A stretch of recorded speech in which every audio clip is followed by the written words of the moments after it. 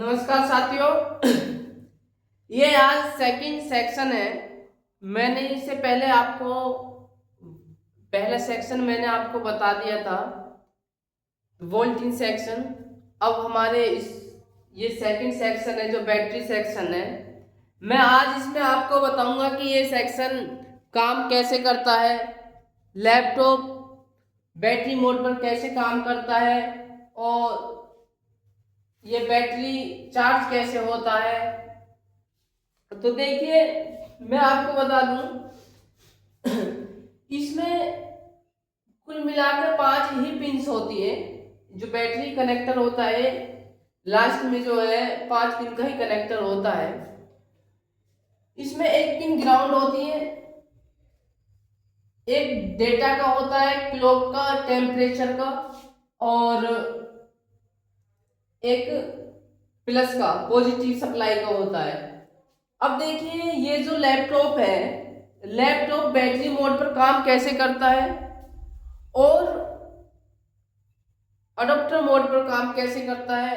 मतलब अभी चार्ज, ये तो मैंने पहले ही बता दिया था अडॉप्टर मोड पर कैसे काम करता है ये, यानी कि चार्जिंग कैसे चार्जिंग होती है और बैटरी मोड पर कैसे ऑन होता है लैपटॉप।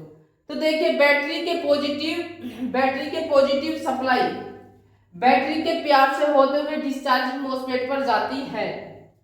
अब ये जो बैटरी का ये पॉजिटिव है, ये बीटी प्लस, ये पॉजिटिव है और ये बैटरी के पीआर पर जाती है। जाने के बाद ये डिस्चार्जिंग मोस्फेट पर जाती है। अब बैटरी के पॉजिटिव पिन से बैटरी के पीआर को बीप कराएंगे। हो सकता है अगर अगर चेक करना है हमें, अगर इसे चेक करना है स्टेप बाय स्टेप, तो क्या करेंगे, बैटरी के पॉजिटिव पिन से बैटरी के पीआर को बीप कराएंगे। हो सकता है कि बीच में कोई कंपोनेंट लगा हो, कॉइल या फ्यूज लगा हो सकता है, इसको इससे बीप कराएंगे, पॉजिटिव पिन को लेकर इससे बीप कराएंगे। और हो सकता है कि बीच में कोई कंपोनेंट लगा हो, ये डायरेक्ट बीप ना करे, ये इस चीज का भी ध्यान रखना है। अगर पॉजिटिव पिन से बैटरी का पीआर बीप नहीं करता है, अगर बैटरी के पॉजिटिव पिन से बैटरी का पीआर बीप नहीं करता है, तो इस कंडीशन में लैपटॉप ऑन नहीं होगा। ये यहां तक हम चेक कर लेंगे। अब सेकंड क्या है कि अब ये जो मोसफेट है, अब मोसफेट का काम क्या होता है, मोसफेट का काम क्या होता है,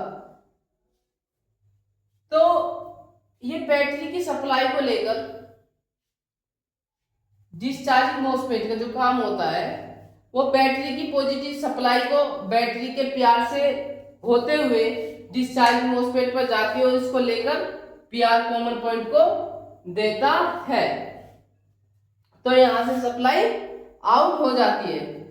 जब लैपटॉप बैटरी मोड पर काम करता है तो बैटरी के पीआर से पहले, अब देखिए यहां पर ये सप्लाई गई, इसका गेट इनेबल होना भी, वैसे तो ये सप्लाई डायरेक्ट होगी एन चैनल का है, मैंने बताया कि एनोड कैथोड, ये एन चैनल का मोसफेट है, तो ये बिना गेट इनेबल किए भी सप्लाई आउट हो जाएगी। और देखिए ये डायोड लगा हुआ है, ये एनोड टू कैथोड डायोड लगा हुआ है, तो इसका गेट इनेबल हो तो भी और इसका गेट इनेबल हो तो भी ये सप्लाई आउट करेगा, कॉमन पॉइंट पे सप्लाई पहुंच जाएगी।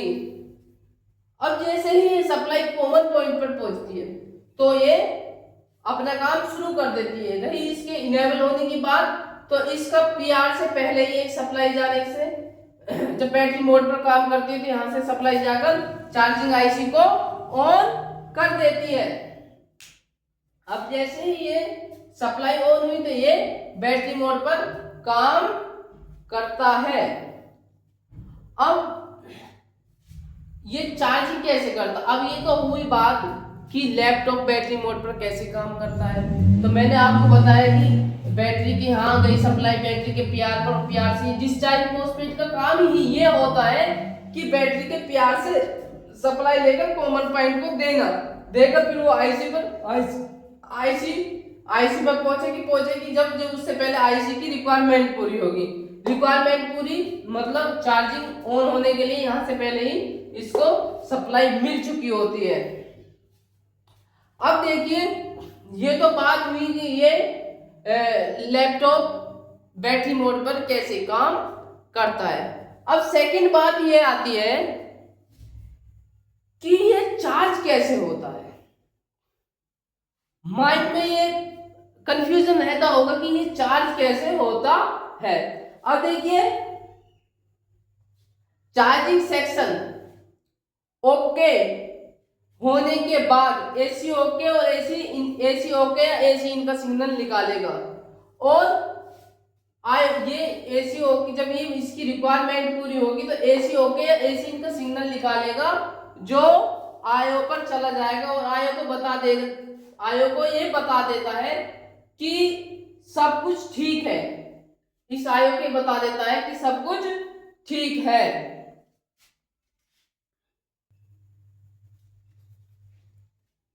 जब ये बता देता है कि सब कुछ ठीक है तो अब ये फिर चार्जिंग आउटपुट कोयल से, ये जो चार्जिंग आउटपुट कोयल है इससे सप्लाई पीआर पर चला जाएगा, इस पीआर पर जाएगा बट लेकिन पीआर की तरफ आउट नहीं होगा। अब बात ये है कि ये ओके कब होगा, जब ये चार्जिंग आईसी की सभी रिक्वायरमेंट पूरी होंगी जब तो ये चार्जिंग आउटपुट कोयल से सप्लाई बैटरी पर आउट होगा। अभी कैसे होगा, अब देखिए इसको 90 वोल्ट भी चाहिए, यहीं से सप्लाई इसको मिलेगी और आईसी से तो 19 वोल्ट आएगी नहीं। अब क्या है जैसे भी अडोप्टर लगाते हैं तो सप्लाई 19 वोल्ट की सप्लाई यहाँ आती है, पीआर से आउट होकर सप्लाई इस कोयल पर लगी होती है चार्जिंग आईसी पर। मैंने आपको बताया था कि हर वोल्टेज सेक्शन में मैंने बताया था कि हर सेक्शन में सप्लाई इन होने से पहले उस सेक्शन में एक कोयल लगी होती है। अब वही चार्जिंग आईसी में भी एक कोयल लगी हुई है। अब देखिए इसको 13 इसे चार्ज होने के लिए 13 या 14 वोल्ट चाहिए होती है तो 19 वोल्ट तो हम डायरेक्ट देंगे नहीं जितनी। अब क्या है जब यहां से सप्लाई आती है तो इस कोयल से होते हुए ये मेन मोस्फेट हो जाता है चार्जिंग आईसी का और जैसे ही इस पर आती है तो सोर्स से आउट तब होगी जब इसका गेट इनेबल होगा। तो इसका गेट इनेबल ही चार्जिंग आईसी से इसका गेट इनेबल हो रहा है। अब क्या है इसको जैसे इसका गेट इनेबल होगा तो सप्लाई ज्यादा आउट होगी। अब क्या होगा कि इस आईसी से एक पीएमडब्ल्यू का सिग्नल निकलता है, जैसे ही ये पीएमडब्ल्यू का सिग्नल इस पर आएगा तो ये जो सपोर्टिंग मोस्फेट है वो स्विचिंग करेगा, ऑन हो जाएगा और स्विचिंग करेगा। स्विचिंग करने के बाद जितनी वोल्टेज इस चार्जिंग आउटपुट को कोयल को चाहिए होती है उतनी आउटपुट जो है ये ले लेगा, बाकी को जैसे ये ऑन होगा तो बाकी को ये ग्राउंड कर देगा जिससे 13-14 वोल्ट इस पर पहुंच जाएगी और बैटरी और फिर जो है ये बैटरी ऑन मतलब बैटरी पर जो है सप्लाई पहुंच जाएगी। इधर इसलिए नहीं जा सकती क्योंकि इसका गेट पहले से ही डिसेबल होता है। अगर इसकी समस्याओं की बात करें कि क्या क्या समस्या आती है, कैसे इसको फेस करना होता है, तो देखिए मैं आपको बता देता हूं कि जब बैटरी ओके होता है, सपोज कि ये जो बैटरी है ये ओके है और लैपटॉप में बैटरी नॉट डिटेक्ट या बैटरी नॉट प्रेजेंट का प्रॉब्लम होता है।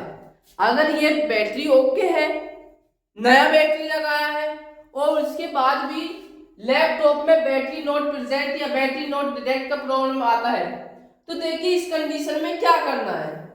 इस कंडीशन में बैटरी को अवश्य चेक करें, एक बार अवश्य जरूर चेक कर लेना है। उसके बाद चार्जिंग सेक्शन को भी चेक करना है। जैसे हमने बैटरी को चेक करेंगे, अगर बैटरी लैपटॉप में बैटरी नॉट प्रेजेंट और बैटरी नॉट डिटेक्ट का प्रॉब्लम आता है तो उस कंडीशन में एक बार दोबारा से बैटरी को चेक कर लेंगे, किसी दूसरे लैपटॉप में चेक कर लेंगे लगा के कि बैटरी ओके है या नहीं है। उसके बाद इस चार्जिंग सेक्शन को भी चेक करना है। चेक करना है चार्जिंग सेक्शन भी ओके है। अगर चार्जिंग सेक्शन भी ओके है, बैटरी भी ओके है, तो अब क्या है, तो इस कंडीशन में पॉजिटिव पिन को ग्राउंड से चेक करना है। इस कंडीशन में क्या करना है, ये जो पॉजिटिव पिन है बैटरी की, ये जो बैटरी का जो कनेक्टर होगा उसकी जो पॉजिटिव पिन्स होगी उसको ग्राउंड से चेक करना है। अगर ग्राउंड से चेक करना, अगर ग्राउंड से बीप कर रहा है तो फिर बैटरी कनेक्टर में प्रॉब्लम है। बैटरी की पिन्स को चेक कर लेंगे उठा के, एक बार वो लूज हो जाती है उसे चेक कर लेंगे, ठीक है। अब क्या, बैटरी नॉट डिटेक्ट होने के दो रीजन होते हैं। अब मैं आपको, एक तो मैंने आपको पहले ही बता दिया, और दूसरा अगर बैटरी ओके है, मैंने भी बताया कि अगर बैटरी ओके है तो उस कंडीशन में पॉजिटिव वाला पिन जो है, अब बैटरी ओके है उस कंडीशन में ये जो बैटरी का जो कनेक्टर का पॉजिटिव वाला जो पिन है उसको ग्राउंड से चेक करना। यदि ग्राउंड से बीप करता है तो बैटरी नॉट डिटेक्ट का प्रॉब्लम मिलता है। अगर ये पॉजिटिव वाला पिन ग्राउंड से बीप करेगा तो क्या, अगर ये पॉजिटिव वाला जो पिन है इसका, ये अगर ग्राउंड से बीप करेगा तो बैटरी नॉट डिटेक्ट का प्रॉब्लम देखने को मिलेगा। अगर पॉजिटिव पिन ग्राउंड से बीप नहीं करता है, अगर ये जो है, अगर ये हम चेक इस पॉजिटिव पिन को ग्राउंड से बीप कराते हैं और बीप नहीं करता है तो इस कंडीशन में टेम्परेचर वाला पिन चेक करना है। अब क्या करना है, अगर ये ग्राउंड से बीप नहीं कर रहा है पॉजिटिव वाला पिन, तो क्या करना है हमें, सेकंड स्टेप ये है कि हाँ ओके है, चार्जिंग सेक्शन भी ओके है, फिर ये भी पॉजिटिव पिन भी ओके है, अब ये भी बीप नहीं कर रहा, तो अब सेकंड स्टेप ये है कि हमें टेम्परेचर वाला पिन जो है, टेम्परेचर वाला पिन हमें चेक करना है।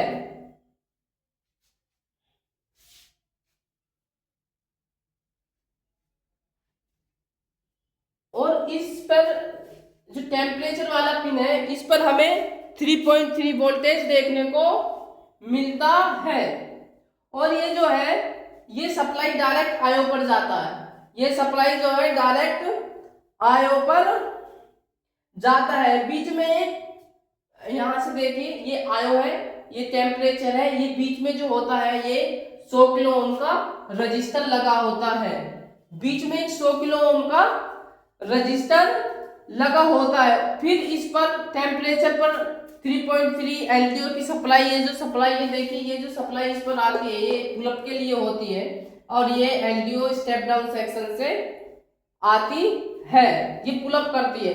अब पॉजिटिव पिन को, अब देखिए मैं बता दूं, पॉजिटिव पिन को छोड़कर बाकी सभी पिन पर 3.3 वोल्ट की सप्लाई चेक करना है, मतलब टेम्परेचर भी और इस पे ग्राउंड पे भी 3.3 वोल्ट की सप्लाई होती है। अब अगर हमें टेम्परेचर वाले पिन पर चेक करना है तो विदाउट, पहले हमें बैटरी को निकाल लेना है। अगर बैटरी निकालने के बाद इस पर टेम्परेचर वाली पिन पर 3.3 वोल्ट 3 वोल्टेज जो है सप्लाई आती है, और बैटरी लगाने के बाद यही सप्लाई जीरो हो रहा है, तो इस कंडीशन में टेम्परेचर वाले रजिस्टर को, मतलब जीरो नहीं हो रहा है, उसके बाद जीरो होना चाहिए ये टेम्परेचर वाला बैटरी निकालने के बाद। अब बैटरी लगाने के बाद भी अगर जीरो नहीं हो रहा है तो इस कंडीशन में क्या है, इस रजिस्टर को चेंज कर देना है। प्रॉब्लम क्या हो जाएगी, सॉल्व हो जाएगी। देखिए समझ में आया क्या मैंने बताया, कि जो बैटरी काम करता है, बैटरी के पीआर पर जाती है, डिस्चार्ज मॉसफेट इस बैटरी की सप्लाई को लेकर कॉमन पॉइंट पर दे देता है, जिससे चार्जिंग आईसी को, पहले ही आईसी को ऑन होने के लिए यहां से सप्लाई पहुंच जाती है, ये जब लैपटॉप ऑन हो जाता है। अब ये चार्जिंग आईसी कैसे काम करती है, कि ये लैपटॉप को, बैटरी को चार्ज कैसे करती है, ये भी मैंने आपको बता दिया, कि जैसे ही सप्लाई आएगी तो इसका गेट डिसेबल है, इसका मतलब ये इधर नहीं जाएगी क्योंकि ये एनोड टू कैथोड लगा हुआ है, ठीक है। तो ये सप्लाई यहाँ से 19 वोल्ट आएगी, और मेन मॉसफेट से फिर मेन मॉसफेट का जो गेट इनेबल होगा ये आईसी से होगा, और जैसे ही आईसी से गेट इनेबल होगा तो सोर्स से आउट करेगी। अब सोर्स से जैसे ही सपोर्टिंग मॉसफेट पर जाएगी तो आईसी से पीएमडब्ल्यू का एक सिग्नल निकलता है। जैसे ही ये सिग्नल इसको आईसी को ऑन करेगा, जैसे ही ये आईसी स्विचिंग करेगी तो चार्जिंग आउटपुट कॉइल से सप्लाई यहां चली जाएगी, पॉजिटिव पिन पर इधर आउट नहीं होगी, क्योंकि इधर स्टॉप हो जाएगी, क्योंकि पहले से इस मॉसफेट का गेट डिसेबल है। थैंक यू, धन्यवाद।